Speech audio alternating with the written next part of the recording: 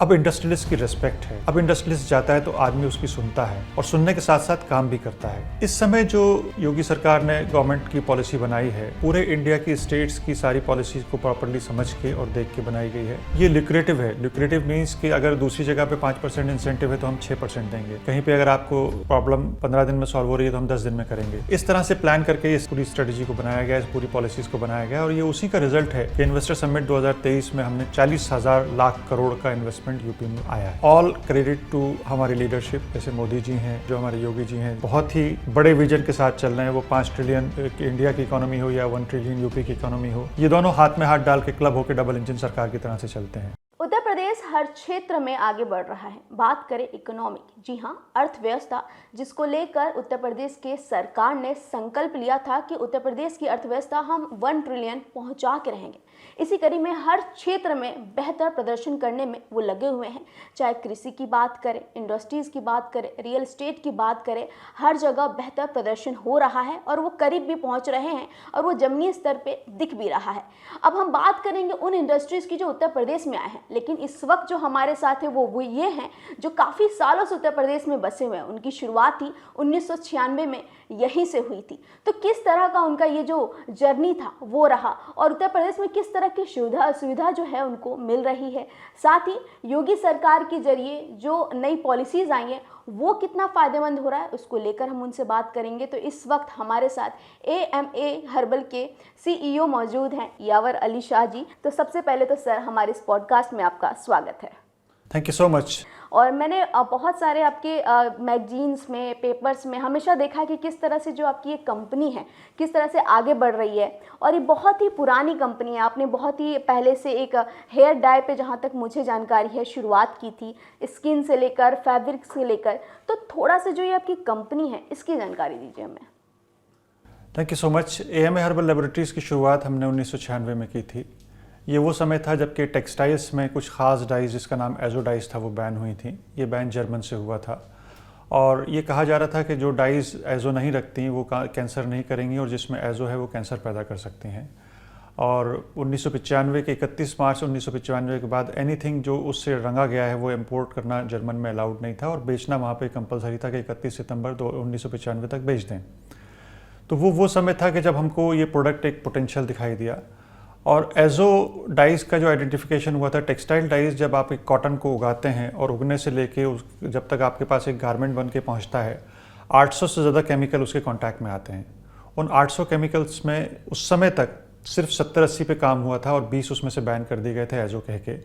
और उस समय के एक्सपर्ट्स का कहना था कि इसमें तकरीबन अभी 600 से ज़्यादा, 700 से ज़्यादा केमिकल्स ऐसे हैं जिस पर रिसर्च होनी है।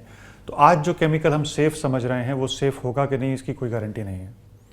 लेकिन अगर आप नेचुरल यूज़ करें तो वो हमेशा सेफ़ रहेगा, क्योंकि नेचुरल नेचर से है और नेचर में ऐसी ख़राबी पैदा नहीं होगी। बट नेचुरल डाइज में ये प्रॉब्लम्स हैं कि उसकी कंसिस्टेंसी का इशू है, उसकी सप्लाईज का इशू है, वो उस लेवल तक नहीं आ पाता और वो सीजनल डिपेंडेंट रहता है। उसकी एक सीरीज़ ऑफ प्रॉब्लम्स उन्होंने गिना दी। तो मैंने उस वक्त, I was a fresh engineer, मुझे वो एक अपॉर्चुनिटी नज़र आई कि अगर हम इस बिज़नेस को पिकअप करते हैं तो चैलेंज है और जब तक वो डर के आगे जीत है, डरेंगे नहीं, डर को पार नहीं करेंगे तो हम जीतेंगे कैसे। तो हमने उस चैलेंज को लिया। लखनऊ को हमने उस समय इसलिए चूज़ किया था कि नेचुरल डाइज पे NBRI, जो यहाँ की एक बहुत प्रोमिनेंट ऑर्गेनाइजेशन है, नेशनल बोटानिकल रिसर्च इंस्टीट्यूट, उन्होंने उस पर कुछ रिसर्चेस की थी और नेचुरल डाइज के बारे में कुछ उनका प्रोडक्शन की टेक्नोलॉजी उन्होंने इस्टेब्लिश की थी।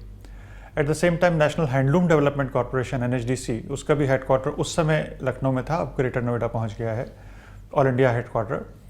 उसके पास गवर्नमेंट ऑफ इंडिया की तरफ से खास स्कीम्स थी जिसमें वो नेचुरल डाइज को प्रमोट करते थे। तो जब इन दोनों ऑर्गेनाइजेशंस का हेडक्वार्टर लखनऊ था और फिर हमारा एक मार्केट कारपेट भी था और एक मार्केट हमारा लेदर भी था, तो वो दोनों भी लखनऊ से नज़दीक थे, क्योंकि मुरादाबाद, ये आपका कानपुर लेदर के लिए और भदोई मिर्ज़ापुर कारपेट के लिए बहुत जाना जाता है। तो ये सोच के हमने इस इंडस्ट्री को लखनऊ में लगाया और ये मेरे पार्टनर और मेरे जीजा जी जो मिस्टर मसूद जैदी हैं, उनके साथ में मैंने इसको शुरू किया था। ही इज़ एस्टैब्लिश्ड बिजनेसमैन इन लखनऊ, वो पहले भी करते थे, मैं तो ग्वालियर का रहने वाला हूँ। लेकिन जब उस समय हमने शुरू किया, हर रजिस्ट्रेशन एक परेशानी थी। बिजली का कनेक्शन लेना है, महीनों का चक्कर था। किसी चीज़ का अप्रूवल लेना है, महीनों का चक्कर था। एंड उसके अप्रूवल के साथ साथ खर्चे तो होते ही थे, खर्चे के साथ साथ जो एक जहनी, मतलब दिमागी जो एक मशक्क़त होती थी कि अब ये हो रहा है, अब ये नहीं हो रहा है। और सबसे बड़ी चीज़, इंडस्ट्रियलिस्ट की इज्जत नहीं थी। हमने एक इंडस्ट्री लगाई है, हम लोगों को एम्प्लॉयमेंट दे रहे हैं, हम इन्वेस्टमेंट कर रहे हैं, हम बुरा क्या कर रहे हैं इसमें? लेकिन हमारी तरफ लोगों की नज़र ऐसी थी कि भाई हम इनसे जितना खींच सकते हो खींच लो, इनसे जितना ले सकते हो ले लो, इनका काम हो ना हो उससे हमें मतलब नहीं। इस फेज से जब हमने इंडस्ट्री शुरू की और आज हम जो देखते हैं तो इसमें हम एक बहुत बड़ा बदलाव पाते हैं। अब इंडस्ट्रियलिस्ट की रिस्पेक्ट है। अब इंडस्ट्रियलिस्ट जाता है तो आदमी उसकी सुनता है और सुनने के साथ साथ काम भी करता है। ऑल क्रेडिट टू हमारी लीडरशिप, जैसे मोदी जी हैं और जो हमारे परिश्रमी और जो हमारे योगी जी हैं, जो बहुत ही बड़े विजन के साथ चल रहे हैं। वो 5 ट्रिलियन इंडिया की इकोनॉमी हो या 1 ट्रिलियन यूपी की इकोनॉमी हो, ये दोनों हाथ में हाथ डाल के क्लब होकर डबल इंजन सरकार की तरह से चलते हैं। बिल्कुल। और देखा भी जाए तो उत्तर प्रदेश की बात करें तो अर्थव्यवस्था की बात करें तो पहले वो 7 पे था, अभी 2 पे है। और जाहिर सी बात इसमें जो मेन रोल है वो इंडस्ट्री जो है वो प्ले कर रही हैं। आप जैसे लोग हैं जो लगातार आगे बढ़ रहे हैं इतनी मुश्किलों को फेस करते हुए। तो क्या लगता है जो उत्तर प्रदेश सरकार की जो इंडस्ट्री पॉलिसी है वो उसको किस तरह देखते हैं, कितना उपयोगी है आपके लिए? देखिए, पॉलिसी किसी भी गवर्नमेंट की जब बनती है या किसी भी कंपनी की जब बनती है तो वो उस तरह से बनाई जाती है कि जो एरिया थ्रस्ट है, जहाँ ज़रूरत है, वहाँ मोटिवेट करने के लिए और इनकरेज करने के लिए वो पॉलिसी बनाई जाती है कि तुम ये काम करो, उसमें तुम्हें ये हम बेनिफिट देंगे। इस समय जो योगी सरकार ने गवर्नमेंट की पॉलिसी बनाई है, पूरे इंडिया की स्टेट्स की सारी पॉलिसीज़ को प्रॉपर्ली समझ के और देख के बनाई गई है। ये ल्यूक्रेटिव है। ल्यूक्रेटिव मीन्स कि अगर दूसरी जगह पे 5% इंसेंटिव है तो हम 6% देंगे। कहीं पे अगर आपको प्रॉब्लम 15 दिन में सॉल्व हो रही है तो हम 10 दिन में करेंगे। इस तरह से प्लान करके इस पूरी स्ट्रेटजी को बनाया गया, इस पूरी पॉलिसीज़ को बनाया गया। और ये उसी का रिजल्ट है कि इन्वेस्टर समिट 2023 में हमने 40,000 लाख करोड़ का इन्वेस्टमेंट यूपी में आया है। अदरवाइज़ ये आसान नहीं था। कोई भी इन्वेस्टर जो इन्वेस्ट करता है वो एक अपनी हार्ड एंड मनी इन्वेस्ट करता है। ना सिर्फ ये हार्ड एंड मनी इन्वेस्ट करता है, अपना फ्यूचर इन्वेस्ट करता है। तो जब तक उसे पॉलिसीज़ और जब तक उसे वो चीज़ वहाँ नहीं मिलेगी कि जो वो चाहता है, वो क्यों इन्वेस्ट करेगा। तो ये एक बहुत बड़ा मुद्दा है। But at the same time मैं इस वक्त CII की यूपी पैनल में कन्वीनर भी हूँ और IIA जो इंडियन इंडस्ट्रियल एसोसिएशन है उसमें डाइस्टफ एंड केमिकल का जो कमेटी है उसमें चेयरमैन भी हूँ। तो हम लोगों की एक बड़ी थोड़ी सी पेन ये होती है, जो हमारी इस माध्यम से मैं सरकार से कहना चाहूँगा कि आपकी पॉलिसीज़ बहुत अच्छी हैं, आपने बहुत अच्छा फ्रेमवर्क बनाया, लेकिन कई पॉलिसीज़ इंडस्ट्रियलिस्ट को मालूम ही नहीं होती कि ये और चीज़ है जो सरकार हमारे लिए बनाई है और हमारे फ़ायदे के लिए है। तो वो माध्यम हमें स्ट्रॉन्ग करना पड़ेगा। वो माध्यम अभी कुछ ऐसी जगह है जहाँ ब्रेक हो जाता है और ये हम नहीं समझ पाते। कुछ स्कीमें सेंट्रल गवर्नमेंट की चलती हैं, कुछ स्कीमें उसी चीज़ में स्टेट गवर्नमेंट की चलती हैं, which to pick and which not to pick. और अगर उसको हम पिक करें तो उससे फ़ायदा क्या है और उसको ना पिक करने से नुकसान क्या है। इस चीज़ की ट्रेनिंग्स अगर DIC के थ्रू इंडस्ट्रियलिस्ट को मिल जाती है, वो एक उसके लिए बहुत बड़ा फ़ायदा होगा। Otherwise fantastic policies are working fine. बात करें उत्तर प्रदेश में तो युवाओं को लेकर रोजगार की बातें हो रही हैं, नौकरी देने की बात हो रही है। लेकिन उत्तर प्रदेश की सरकार यानी योगी आदित्यनाथ की बात करें तो वो एक सोच ये भी रखते हैं कि युवाओं को रोजगार तो मिले लेकिन साथ ही इतने काबिल हो जाए वो कि वो खुद रोजगार दे पाए। इसको आप किस तरह से देखते हैं? क्योंकि आपने खुद उस वक्त ये शुरू किया जब आपके पास कोई भी ऐसी सुविधा नहीं थी। 1996 में आप इंजीनियर थे, फिर इस सेक्टर में आए। तो तब के मुकाबले अभी अगर उस टाइम अगर ये सहूलियत आपको मिलती तो कैसा होता, और अभी जो युवाओं को मिल रहा है उसको कैसे देखते हैं? देखिए, स्टार्टअप सपोर्ट बहुत अच्छी सोच है और मैंने जब इस इंडस्ट्री को शुरू किया, जाहिर है इस तरह का कोई प्रोग्राम तब नहीं चला करता था। हमें फंडिंग अपने पास से ही करनी थी, क्योंकि सबसे पहले इंडस्ट्री में एक ख्वाब तो आदमी देख लेता है, लेकिन उस ख्वाब को हकीकत में बदलने के लिए उसको पैसे की ज़रूरत होती है। और पैसे की सीडिंग, फ्यूलिंग, फर्टिलाइज़र्स जब तक नहीं मिलते वो कुछ नहीं कर सकता। तो वो एक बहुत बड़ा सपोर्ट है जो आपके इस स्टार्टअप के हिसाब से जो मिल रहा है। और इस सपोर्ट के साथ साथ जो हम अभी देख पा रहे हैं, उत्तर प्रदेश में 13,200 से ज़्यादा स्टार्टअप्स रजिस्टर हुए हैं 2016 से लेकर अभी तक, जबकि टारगेट था गवर्नमेंट का कि 2025 तक हम 10,000 पूरे कर लेंगे। तो इन्होंने 2023 में ही 13,200 कर लिए, जो पूरे नेशनल लेवल पे 5th नंबर पे है। तो एक बड़ा अचीवमेंट है सरकार का, और वो इसीलिए हुए हैं क्योंकि यहाँ पे जो स्कीम्स हैं वो अच्छी हैं और सपोर्ट भी अच्छा मिल रहा है।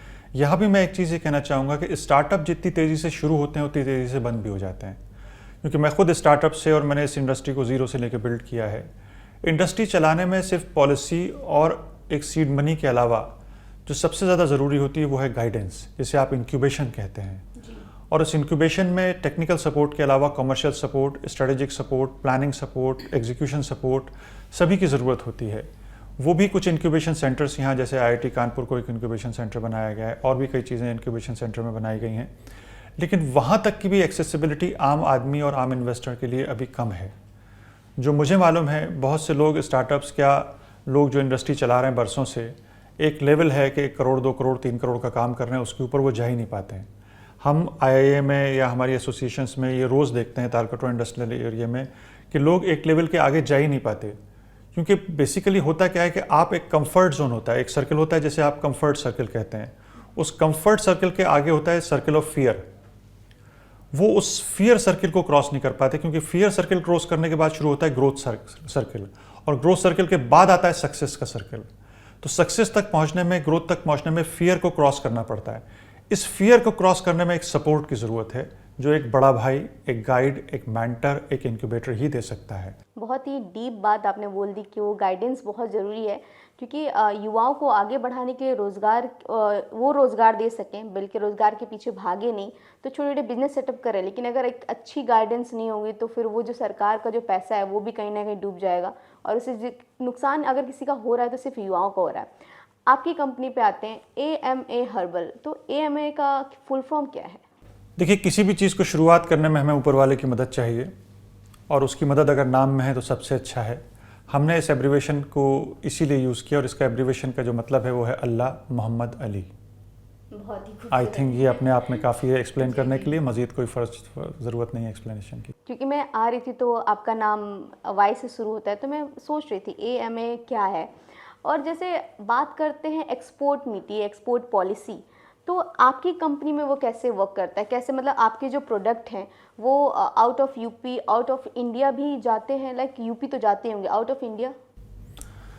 AMA का 70% सेल एक्सपोर्ट मार्केट से आता है, और हम शुरुआत से ही एक्सपोर्ट में हैं, क्योंकि हम लोग नेचुरल डाई बनाते हैं, और नेचुरल एंड ऑर्गेनिक प्रोडक्ट का रुझान जो उसकी तरफ ध्यान है हमारे देसी लोगों का तो अब पड़ रहा है, लेकिन इंटरनेशनल मार्केट में ये शुरू से था और लोग उसको पसंद करते हैं लेना, तो हमें इंकरेजमेंट शुरू से एक्सपोर्ट मार्केट से ज़्यादा मिला। और आज भी अगर हम बड़ी बड़ी कंपनीज जैसे हम मान लीजिए रेमंड्स को ले लें, अरविंद मिल को ले लें, जो हमारे पुराने कस्टमर्स हैं, या एलम्बिक फार्मास्यूटिकल को ले लें, ये लोग जो हमारा प्रोडक्ट लेते हैं, एलम्बिक तो काफ़ी डोमेस्टिक मार्केट करता है, लेकिन जो बाकी अरविंद और रेमंड्स हैं ये ज़्यादातर अपना प्रोडक्ट एक्सपोर्ट करते हैं, उसका कंजम्पशन इंडियन मार्केट में कम होता है। हाँ, अब कुछ इंडिया की बड़ी ब्रांड्स हैं जिसमें आदित्य बिरला ग्रुप है, वो इसकी तरफ आ रहे हैं, तो जल्दी दिखाई देगा। तो हमारा एक्सपोर्ट भी शुरू से है। और जहाँ तक कि एक्सपोर्ट मार्केट का सवाल है और यूपी का सवाल है, मैंने पिछले 8 साल में एक बहुत बड़ा रिवोल्यूशन एक्सपोर्ट मार्केट में यूपी में देखा है। 1916-17 में जब एक्सपोर्ट जो होता था यूपी से वो 84,000 करोड़ का था, और आज तो 22-23 में 1,75,000 करोड़ का एक्सपोर्ट हुआ है, जो डबल से ज़्यादा है।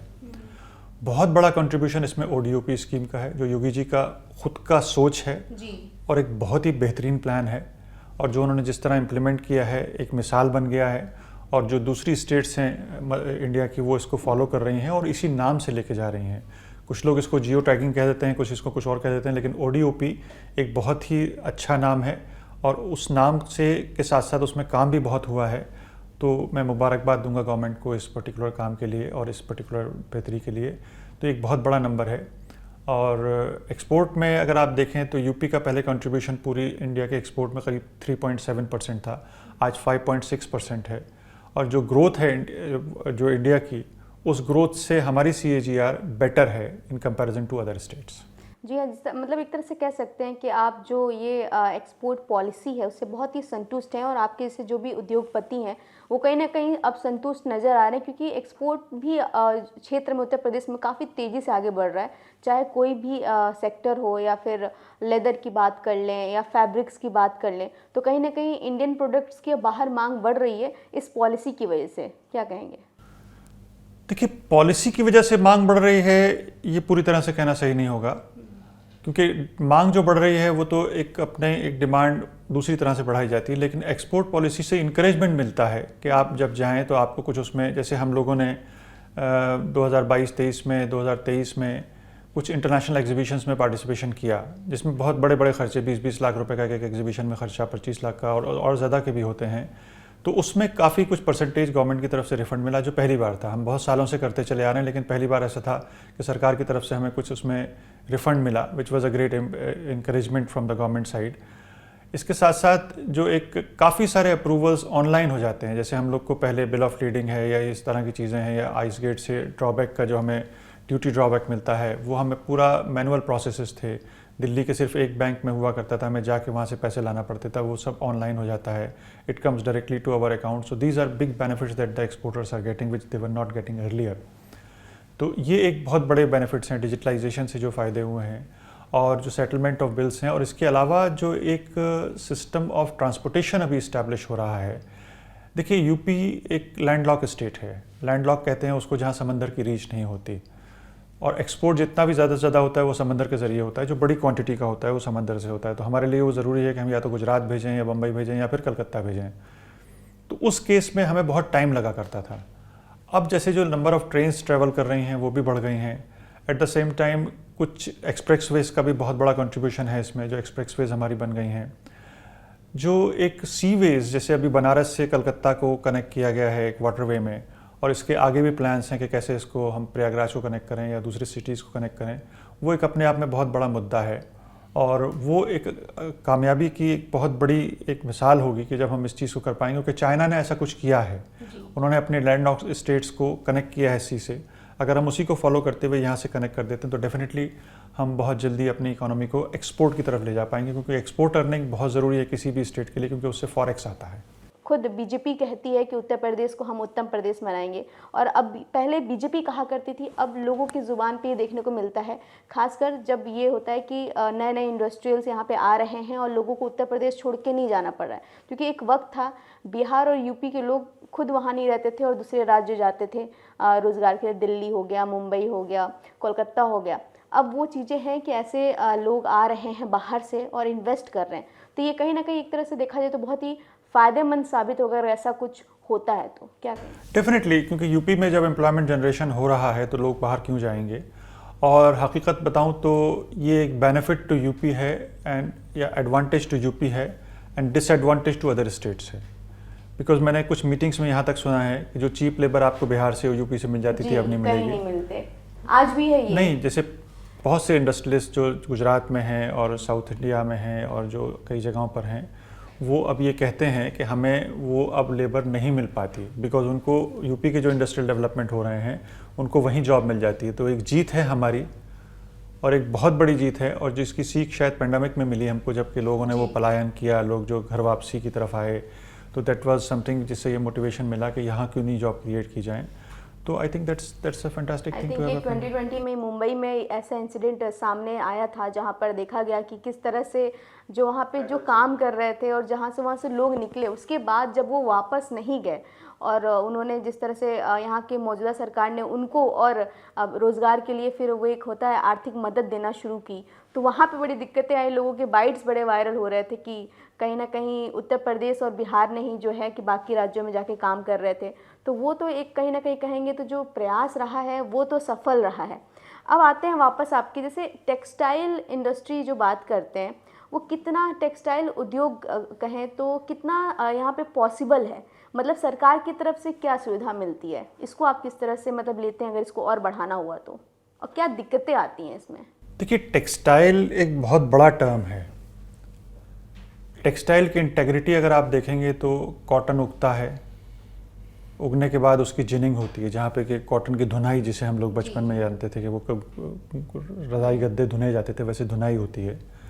उस फाइबर को फिर यान में कन्वर्ट किया जाता है, फिर उस यान को प्रोसेस किया जाता है, रंगा जाता है। उस रंगने के बाद उससे कपड़ा बनाया जाता है, उस कपड़े से फिर गारमेंट बनते हैं, उससे आप एम्ब्रॉयडरी कर लीजिए, उससे गारमेंट बना लीजिए, प्रिंटिंग कर लीजिए या जो भी कुछ कर लीजिए।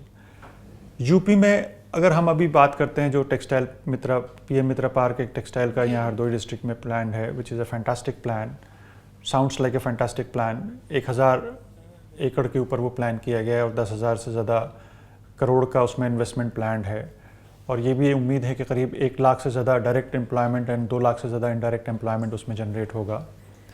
तो हमको बेसिकली उस पार्क में हम जो लास्ट की 2 स्टेजेस हैं उस पर फोकस कर रहे हैं, गारमेंटिंग एंड प्री प्रोसेसिंग। लेकिन उसके पीछे की स्टेजेस जहाँ यान बनना है, यान बनने से पहले कॉटन को उगना है और जिनिंग होना है, उस पर अभी मैंने फोकस नहीं देखा। तो यूपी में एक बहुत बड़ी अपॉर्चुनिटी है और यूपी में टेक्सटाइल की कमी नहीं है। देखिए आप चिकनकारी यूपी की कितनी मशहूर है, लखनऊ की और आसपास के इलाकों की जितनी भी चिकनकारी मशहूर है वो सब टेक्सटाइल में आती है, बेशक हैंडीक्राफ्ट एरिया में आती है। और आपको जान के हैरत होगी कि इस टेक्सटाइल सेक्टर में जो ये चिकनकारी होती है उस कपड़े में रंगा जाता है उसको, और ओबियसली वाइट पे भी होती है, काफ़ी बड़ा पोर्शन वाइट पे जाता है, लेकिन डाइट चिकन भी होता है, डाइट फैब्रिक भी होता है जिस पे चिकनकारी की जाती है। उस डाइट फैब्रिक की डाइंग करने की जितनी भी यूनिट्स लखनऊ या उसके आसपास लगी हुई हैं, कोई भी प्रॉपरली प्लान नहीं है इंटरनेशनल स्टैंडर्ड से। इंटरनेशनल स्टैंडर्ड कहता है ZLD, ZLD में ज़ीरो लिक्विड डिस्चार्ज, पानी का डिस्चार्ज होना ही नहीं चाहिए। यहाँ धड़ल्ले से पानी डिस्चार्ज किया जाता है, वो भी अनट्रीटेड या ट्रीटेड कैसे होता है, and it has so many problems, सारी केमिकल डाइज यूज़ हो रही हैं। तो अगर वो टेक्सटाइल्स की प्रोसेसिंग यहाँ हो भी रही है तो प्रॉपरली प्लान्ड इंटरनेशनल मेथड से नहीं हो रही है। एट द सेम टाइम अगर आप सीतापुर चली जाएं, दरियों का बहुत बड़ा काम है, दरियों का और कॉटन की डाइंग, चिंदी वाली डाइंग बहुत सारी होती है, but nothing is organised, all is handicraft. Bhadohi Mirzapur चले जाएं तो वहाँ कुछ यूनिट्स हैं जो बड़ी बड़ी हैं जिन्होंने अपने आप को ऑर्गेनाइज़ कर लिया, लेकिन ज़्यादातर यूनिट जो हैं अभी भी अनऑर्गेनाइज सेक्टर पे काम कर रही हैं। तो टेक्सटाइल का काम, आप गोरखपुर चले जाइए, आप बनारस चले जाइए, बनारस में सिल्क का बहुत बड़ा काम है, ये भी टेक्सटाइल का काम है। ये टेक्सटाइल सेक्टर ऐसा नहीं है कि यूपी में नहीं था, पहले बहुत बड़ा था, और textile is largest employer of the world. दुनिया की वो इंडस्ट्री है जो सबसे बड़ा एम्प्लॉयमेंट जनरेट करती है। और हैंडलूम को अगर जब इंकरेजमेंट मिलता है तो आप समझ लीजिए कि एक फैमिली को पूरा सपोर्ट मिलता है। और इसी तरह से सिल्क का भी है, इसी तरह से कॉटन का भी है, सब चीज़ों का इसी तरह से है। तो टेक्सटाइल सेक्टर में यूपी ऑलरेडी था, लेकिन यूपी की एग्जिस्टिंग टेक्सटाइल प्रोडक्ट्स जितने भी हैं, they are not equipped with international quality. तो उसमें उनके एक्सपोर्ट में वो एज नहीं मिल पाती उनको जो एज उनकी डिजर्व करते हैं। They are only sold as a handicraft product, handloom product, but not as eco friendly handloom और इको फ्रेंडली हैंडस्पन और हैंडीक्राफ्ट प्रोडक्ट। जब वो प्रोसेसिंग उसकी इको फ्रेंडली करेंगे तो वो इसमें इको फ्रेंडली हो जाएंगे। वहाँ हमें सपोर्ट चाहिए। अब जो ये PM मित्रा पार्क बन रहा है, मैंने इसके बारे में पढ़ा था कि उसमें कुछ इस तरह के ETPs लग रहे हैं, common ETPs, common effluent treatment plants. जब वो लगेंगे तो वो प्रोडक्ट ETP के साथ में जब ट्रीट होकर पानी फेंकेगा तो वो प्रोडक्ट इको फ्रेंडली हो जाएगा, which is a great thought of the government. मतलब कहेंगे ये जो पहल है, इससे आने वाले टाइम में जो चीज़ें जो अभी तक जो कमियां रही हैं, क्योंकि इतना सब कुछ होने के बाद भी उत्तर प्रदेश में अगर बाहर नहीं जा पा रही हैं तो ये एक बड़ा सवाल उठता है। हाँ, बड़ा सवाल उठता है, क्यों नहीं बाहर जा रहा है, ऐसी बात नहीं। अच्छा, एक और परेशानी, जो बाहर जा रहा है उसमें अगर आप HS कोड एक होता है, हार्मोनाइज सिस्टम कोड जो होता है, हर प्रोडक्ट का एक कोड है। तो अगर HS कोड से एक्सपोर्ट देखेंगे तो काफ़ी सारे एक्सपोर्ट दिल्ली से हो रहे होंगे, बम्बई से हो रहे होंगे, लेकिन प्रोडक्ट लखनऊ में बन रहा होगा, चिकनकारी का हो या आरी जरदोजी का हो, किसी चीज़ का हो। तो जो एक्सपोर्ट हो रहा है वो मुंबई से हो रहा है तो वो महाराष्ट्र क्रेडिट में जा रहा है, दिल्ली से हो रहा है तो दिल्ली क्रेडिट में जा रहा है, लेकिन प्रोडक्ट लखनऊ का है। लखनऊ का है जी। तो यहाँ भी एक जनरेट करने की गवर्नमेंट को ज़रूरत है कि प्रोडक्ट का ओरिजिन कहाँ से है, उसका कोड अगर उसमें पड़ जाएगा तो वो एक्सपोर्ट यूपी की क्रेडिट में आ जाएगा। तो बहुत सारा हम यहाँ भी लूज़ कर रहे हैं। बिल्कुल ऐसा होना चाहिए, क्योंकि अगर रहेगा, अगर ऐसी चीज़ें हैं, क्योंकि उत्तर प्रदेश में बहुत सारी चीज़ें हैं जो एक्सप्लोर करने के लिए अब ज़रूरत है, क्योंकि ये है तो है, ऐसा तो नहीं है कि अभी से आ गई हैं, ये कई पीढ़ियों से चली आ रही है, लेकिन आने वाले टाइम में जिस तरह से इको फ्रेंडली नहीं हो पा रही तो कहीं ना कहीं लुप्त होती जा रही हैं। वापस इसको करने की कोशिश की जा रही है जिस तरह से आप बता रहे हैं।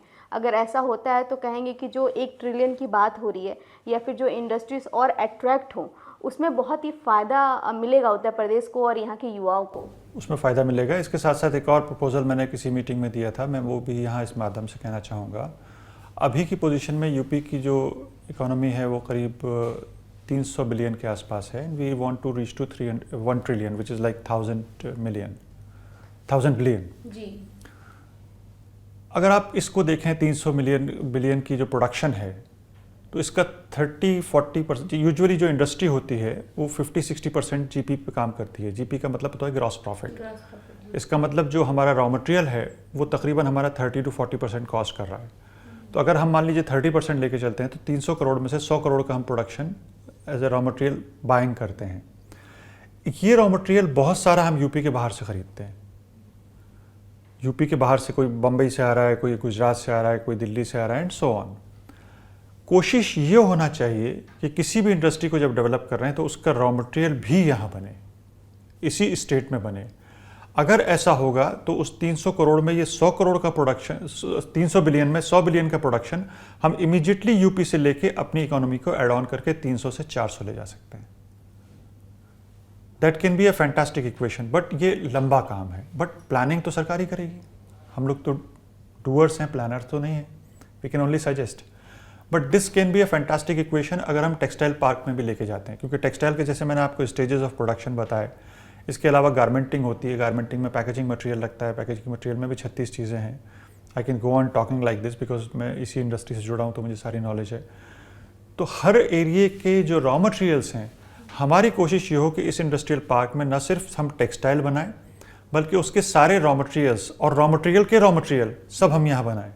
तो जहाँ हमारी प्लानिंग 1 लाख लोगों को डायरेक्ट एम्प्लॉयमेंट की है, आई एम श्योर अगर हम प्रॉपर प्लान कर ले जाएं तो ये 1 लाख 4 लाख पहुँच जाएगा। क्या बात है सर, मतलब अगर ये चीज़ें आगे चल के ऐसी हो जाती हैं तो एक तरह से जो है वो जो 1 ट्रिलियन है वो नंबर्स ऑटोमेटिक बढ़ जाएंगे। अब वापस आते हैं, जैसे आपने कहा कि 1996 से आपने ये चीज़ें शुरुआत की और 2024 में हम लोग हैं, एक तरह से देखा जाए तो 28 साल आपके ये पूरे जीवन काल पूरे बिजनेस को हो गया। तो कानून व्यवस्था को लेकर आपकी क्या राय है? किस तरह का चेंजेस आपको देखने को मिला इन 28 सालों में? पहले के मुकाबले और अभी में कुछ इम्प्रूवमेंट हुआ? क्या पहले भी उतना ही सपोर्ट मिलता है या अभी भी सेम सपोर्ट है या फिर कुछ फ़र्क है? बहुत पुरानी बात एक याद आ गई आपके इस सवाल पे। जब मैंने नई शुरू की थी फैक्ट्री 97 में, मैं भी I was like young guy, अभी भी आई एम नॉट ओल्ड। तो उस समय जो सिचुएशन थी वो ये थी, मैं बैठा हुआ था, मेरे पास बहुत ज़्यादा स्टाफ भी नहीं था, गार्ड भी नहीं होता था गेट पे। 2-3 truck loaded with students of Lucknow university दरवाजे के सामने आके खड़े हो गए। और मुझे जो मेरा एक मुल्ला जी हुआ करते थे जो हमें पानी वानी पिलाते थे, उन्होंने कहा साहब कोई लड़के आए हैं मिलने, 10-15 हैं, बाकी बाहर ट्रक में हैं। मैंने कहा भैया क्या हो गया? तो मैंने कहा बुलाओ बात करते हैं। तो कहने साहब लखनऊ यूनिवर्सिटी का इलेक्शन है और हमें आपसे चंदा चाहिए। अब मैंने कहा यार ये तो बड़ी अजीब सी बात है। मैंने निकाल के 500 रुपये दे दिए and I thought I have done my bit. कहना सर ये क्या चक्कर है, आप तो इतनी बड़ी इंडस्ट्री चला रहे हो, 500 रुपये क्या? तो अब वी वर बिगिनर्स, हमारे पास खुद कुछ नहीं था, हम कहाँ से दे पाते, और देते भी दे उनको क्यों देते? वही सीधी सी बात है, हमारा उनसे लेना देना क्या है? तो फिर वो अपने बारे में बताने लगा कि मैं प्रेसिडेंट की पोस्ट के लिए खड़ा हुआ हूँ। I don't want to name, I know the guy now but I don't want to name, it's not good. तो ही सेड कि मैं प्रेसिडेंट की पोस्ट के लिए खड़ा हूँ और जब मैं हो जाऊँगा तो आप देखिए मैं आपको कितना प्रोटेक्शन दूंगा, लखनऊ में कोई आपको हाथ नहीं लगा पाएगा एंड ये और वो। मैंने कहा भैया वो मेरा उस गली में जाना नहीं, तो मुझे रास्ता भी नहीं चाहिए, क्योंकि मुझे जिस तरफ जाना नहीं, why should I try to know कि लॉ एंड ऑर्डर कैसे मैनेज किया जाए। I am good with the current law and order situation. बहरहाल किसी तरह से मैनेज करके थोड़ा बहुत ले दे के उनको छुट्टी की। और तो एक इंसिडेंस मुझे अचानक से याद आ गया। इसके बाद एक और इंसिडेंस मैं आपको बताता हूँ। एक ज़माने में हम एक सिख इंडस्ट्री लेने के चक्कर में थे, कोशिश में थे कि सिख इंडस्ट्री गाज़ियाबाद के पास बुलंदशहर की साइड पर एक था। हमें पता लगा कि पिकअप एक सिख इंडस्ट्री बेच रहा है, तो मैं उसको देखने के लिए गया। मैंने एक मारुति वैन हायर की एज ए टैक्सी और मैं उसमें चला गया। तो इंडस्ट्री के नज़दीक हम पहुंच गए, लेकिन वो इंडस्ट्री एग्जैक्टली कहाँ लोकेटेड है वो हम एड्रेस नहीं पहुंच पा रहे थे। जीपीएस तब होता नहीं था, मैं 97-98 की बात कर रहा हूँ। तो एक आदमी ऐसी चाय की दुकान पे खड़ा था, तो उससे हमने पूछा भैया फलां जगह आप तुम्हें मालूम है? कि हाँ मैं मुझे मालूम है भैया, मैं उधर ही जा रहा हूँ, आप मुझे बिठा लो। मैंने उसको बिठा लिया। अब जब मैंने उसको बिठा लिया तो जो टैक्सी ड्राइवर था वो टेढ़ा होकर बैठ गया। ड्राइवर था वो टेढ़ा होकर बैठ गया, उसकी नज़र आधी हमारी तरफ और आधी सामने सड़क पे। धीरे धीरे चलते वो हम इंडस्ट्री तक पहुंच गए। वो आदमी उतर के चला गया। जैसे ही वो उतरा वो पूरा मेरी तरफ मुड़ के बोला, कहना भैया मरवाओगे आप? मैंने कहा क्या मरवाऊंगा भाई, मैंने तुम्हें क्या गलत कर दिया? कहना वो रास्ता बताने वाला था, आपने गाड़ी में बिठा लिया। अभी 3 दिन पहले गाड़ी वाले को एक को मार के गाड़ी छीन के ले गए, वो आपको भी मार देता, मुझे भी मार देता, गाड़ी छीन के ले जाता। मैंने कहा क्या बात कर रहे हो यार, मतलब ये बुलंदशहर में ऐसी होता है? तो अब ऐसा नहीं होता है, ये तब होता था। ये एक बहुत बड़ी राहत है। इंडस्ट्री जब इंडस्ट्री लगती थी तो उसको ये लगता था कि यहाँ के सारे बाहुबली मुझे हैंडल करने हैं, उन बाहुबली लोगों को मुझे एम्प्लॉयमेंट भी देना है, उन बाहुबली के ज़ेरे निगरानी काम भी करना है और उनकी सुनवाई भी करते रहना है। आज इंडस्ट्रियलिस्ट को वो नहीं करना पड़ता, थैंक्स टू द गवर्नमेंट। मेरे ख्याल है मैंने अपनी बात कह दी। जी बिल्कुल। और ये जो आपने बताई वो मैं सोच रही थी कि कितना डेंजर था उस वक्त चीज़ें, कि आप ऐसी चीज़ें सुनने को मिलती हैं, या फिर भीड़ ऑफ स्टूडेंट्स तो सारे पहुंच गए आपके दरवाजे चंदा लेने के लिए। खैर आते हैं, आपकी जो ये कंपनी है AMA हर्बल, ये अभी सिर्फ इसकी जो मेन ऑफिस है ये अभी सिर्फ उत्तर प्रदेश की राजधानी लखनऊ में है कि और भी किसी राज्य में है? ऑफिस तो मेरा अभी यहाँ है और एक नोएडा में है, हमारे 2 ऑफिसेस हैं। बाकी हमारे पास डिस्ट्रीब्यूटर्स हैं, CFAs हैं, एजेंट्स हैं, जो काफ़ी कंट्रीज़ में भी फैले हुए हैं और इंडिया में भी फैले हुए हैं। उसी नेटवर्क से हम लोग काम करते हैं। We are exporting to more than 30 countries now, and India में भी हम करीब 18 स्टेट्स में हमारा अपना नेटवर्क है। बाकी जगहों पे हम फ्रेंचाइजी नेटवर्क से काम करते हैं। So that's how we work. ये मेरा एक पर्सनल सवाल है कि जैसे आप काफ़ी संतुष्ट हैं योगी सरकार की जो पॉलिसीज़ हैं, अगर उत्तर प्रदेश के अलावा किसी राज्य में आपको कंपनी सेटअप करनी पड़ी तो कहाँ जाएंगे आप? सबसे पहले तो ज़रूरत ईजाद की माँ है। अगर वो ज़रूरत पड़ी तो ज़रूरत जहाँ ले जाएगी वहाँ चले जाएंगे। अगर ज़रूरत ये है कि माल बने और 24 घंटे के अंदर शिप आउट हो जाए तो हम गुजरात चले जाएंगे, महाराष्ट्र चले जाएंगे। अगर ज़रूरत ये है कि भाई जो प्रोडक्ट बने वो ऐसा हो कि जिसमें नारियल पानी अच्छा हो तो हम तमिलनाडु चले जाएंगे। तो ज़रूरत ईजाद की माँ है, ज़रूरत के हिसाब से डिसीजन लिया जाएगा। बिल्कुल सही कहा। उत्तर प्रदेश की बात करें तो यहाँ पे सड़कों का जो जाल है बहुत तेज़ी से बिछ रहा है। अभी देखिए जिस तरह से पूर्वांचल एक्सप्रेस से कितना फ़ायदेमंद रहा, किस तरह से हमें कनेक्ट कर दिया, हम कुछ ही घंटों में कहीं भी ट्रैवल कर देते हैं। ऐसे ही अभी हाल ही में जो मानसून सत्र हुआ वहाँ पे भी एक ऐसे ही हाईवे का बजट भी पास हुआ। ऐसे ही अगर बात करें अमेरिका की तो वहाँ पे भी उन्होंने विकसित होने के लिए, विकसित देश बनने के लिए उन्होंने भी यही जाल बिछाया था। तो लगता है कि उत्तर प्रदेश सरकार ने जो ये शुरू किया है तो वो कितना फ़ायदेमंद रहेगा उनके लिए? देखिए बहुत फ़ायदेमंद है। अगर हम बात करें, बहुत सारी मैं आपको मिसालें दे सकता हूँ। सिर्फ हम लखनऊ आगरा एक्सप्रेसवे की बात करते हैं तो जो रास्ता हम 7-8 घंटे में ट्रैवल करते थे हम 4.5-5 घंटे में ट्रैवल कर लेते हैं, जो एक बहुत बड़ा टाइम सेविंग है, ट्रांसपोर्टेशन के लिए मनी सेविंग है, और गुड्स ट्रांसपोर्टेशन के लिए हमारे पास जो फॉरवर्डर को टाइम है वो कम हो जाता है। यूपी स्टेट 1225 किलोमीटर के आसपास की एक्सप्रेसवेज बना चुकी है, जो 6 बन चुकी हैं, और 14 बहुत जल्दी हो जाएंगी, जिसमें हम 2600 से ज़्यादा किलोमीटर का एरिया कवर करेंगे। और ये एक बहुत बड़ा नंबर है, और जब वो हो जाता है तो हम इंडिया के सबसे बड़े राज्य होंगे जिसके पास इतने सारे एक्सप्रेसवे का नेटवर्क होगा। इसके अलावा 11 एयरपोर्ट्स हमारे बन गए हैं। 11 एयरपोर्ट भी किसी स्टेट के पास नहीं है जी। अगर आप इन सब को देखें तो ट्रांसपोर्टेशन एंड एयरक्राफ्ट हम क्यों चाहते हैं? हम अपने ट्रैवल के लिए भी चाहते हैं, क्योंकि जब आदमी कस्टमर जब पहले आया करता था तो वो कहता था भैया तुम हमसे आके बम्बई मिल लो, हमसे आके दिल्ली मिल लो, हम लखनऊ नहीं आ पाएंगे। तब तक फ़्लाइट्स डायरेक्ट नहीं थी, और ऐसी फ़्लाइट्स नहीं थी कि सुबह आके शाम को चले जाएं। जब सुबह आके शाम को जाने वाली फ़्लाइट्स आ गई तो बहुत से लोगों का ट्रांसपोर्टेशन बढ़ गया कि अपने वो दिल्ली के होटल में रुके हुए हैं, सुबह चले, दिन में काम किया, शाम को वापस फिर अपने होटल में जाके सो गए। तो जैसे जैसे ट्रांसपोर्टेशन सिस्टम्स और जो लॉजिस्टिक्स हैं, ये कनेक्टिविटीज़ हैं, बेटर होती चली जाती हैं, डेफिनेटली इससे बहुत बड़ा फ़र्क पड़ता है। मुझे याद है दुबई के जो हमारी कंसाइनमेंट्स हैं यूजुअली बाय सी जाती हैं, लेकिन कुछ कभी कभी अर्जेंसी की वजह से बाय एयर जाती हैं। तो जब से लखनऊ एयरपोर्ट इंटरनेशनल हो गया है, हम सीधा यहाँ बुक करते हैं, और अभी हमने बुक किया और 6 घंटे में माल दुबई पहुँच गया। Is it a small thing to do? और जैसे दिल्ली हमें कोई पहुँचाना है, मान लीजिए हमारी कंसाइनमेंट कल लगी हुई, ख़ासतौर पर जब क्लोजिंग होती है, जैसे 30 मार्च 31 मार्च की क्लोजिंग होती है, या कोई 25 दिसंबर की जो फेस्टिवल सीज़न होता है, तो एक्सपोर्ट मार्केट में हमको बहुत टाइमलाइंस को फॉलो करना पड़ता है। तो मान लीजिए हमारा कंसाइनमेंट थोड़ा लेट हो गया या किसी वजह से हमको कुछ ऐसा है कि टाइमलाइन मीट करनी है, तो पहले जब हम लखनऊ से भेजते थे तो 3 दिन में दिल्ली पहुंचता था। ट्रक वाला कहता था साहब 2 से 3 दिन लगेंगे, इससे कम में हम पहुंचा ही नहीं सकते। अब की सिचुएशन ये है कि वो कहता है साहब एक्सप्रेसवे का एक्स्ट्रा भाड़ा दे दो, अभी माल लोगे सुबह पहुँचा दूंगा। Toll tax extra toll tax लेता है, तो that is fine. If you want something extra you have to pay extra, what is wrong about it?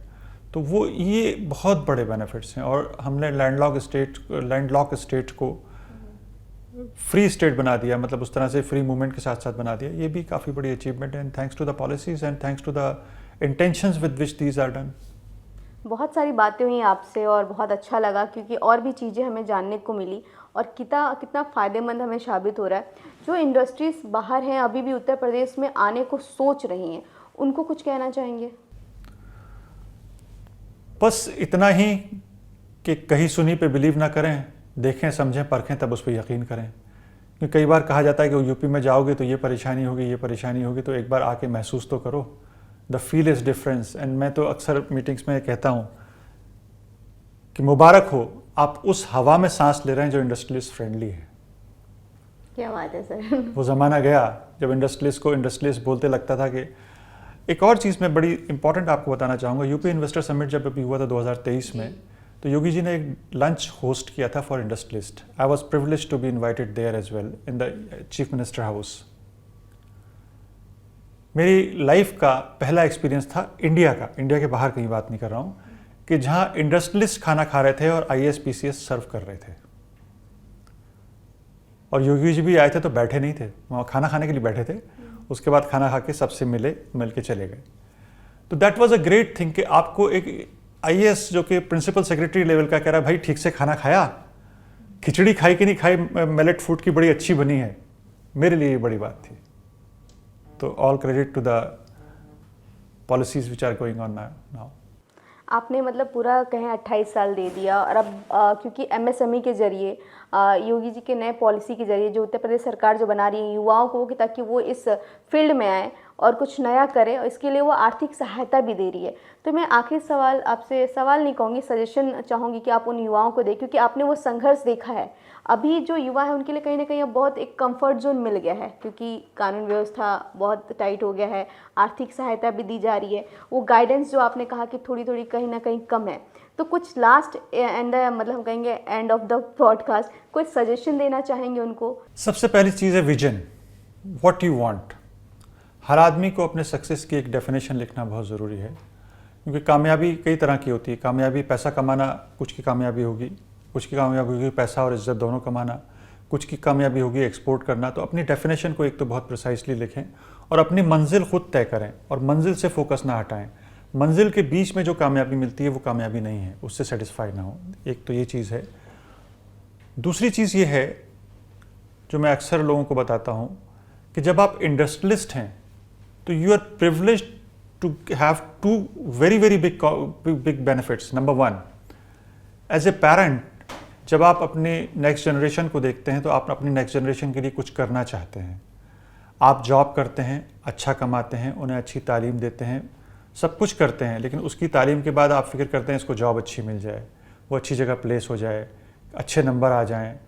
लेकिन जब आप एक इंडस्ट्री इस्टेब्लिश करते हैं तो आप अपनी इंडस्ट्री इस्टेब्लिश करते करते अपने हाथ से अपने बच्चे का फ्यूचर लिख देते हैं कि बेटा आ जाओ, मैंने प्लेटफॉर्म बना दिया, now take a flight, the runway is ready. So you get an opportunity to build the career of your kids by your own hands, which is a great thing. So many congratulations to any entrepreneur who is available. Second, corporate social responsibility आज एक बहुत बड़ा लफ्ज़ हो गया है। बहुत सारी corporate social responsibility हैं, किसी का इलाज कराना, किसी की तालीम के लिए, एजुकेशन के लिए पैसे देना, किसी गरीब की मदद करना, किसी की शादी ब्याह में मदद करना। लेकिन मेरी डेफिनेशन में अगर सबसे बड़ी corporate social responsibility कोई आप पूरी कर सकते हैं तो वो है by giving a job, किसी को एम्प्लॉयमेंट दे के, ताकि वो अपने खुद पे ही should be of his own, he should be able to earn his bread. तो जब आप एक इंडस्ट्रियलिस्ट बनते हैं तो आप लोगों को एम्प्लॉयमेंट देते हैं, वो employment that builds your company, वो employment that builds your district, वो employment that builds your state and that builds the country at large.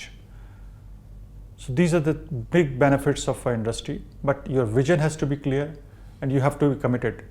और दूसरा, इम्तहान उसी का होता है जो इम्तहान देना चाहता है। क्या बात है सर। इम्तहान से बचे रहोगे तो ना कामयाब हो पाओगे, ना इम्तहान में पास हो पाओगे। क्या बात है सर, बहुत अच्छी बातें की। एक और सवाल मैं पूछूंगी, ये मेरा पर्सनल सवाल है।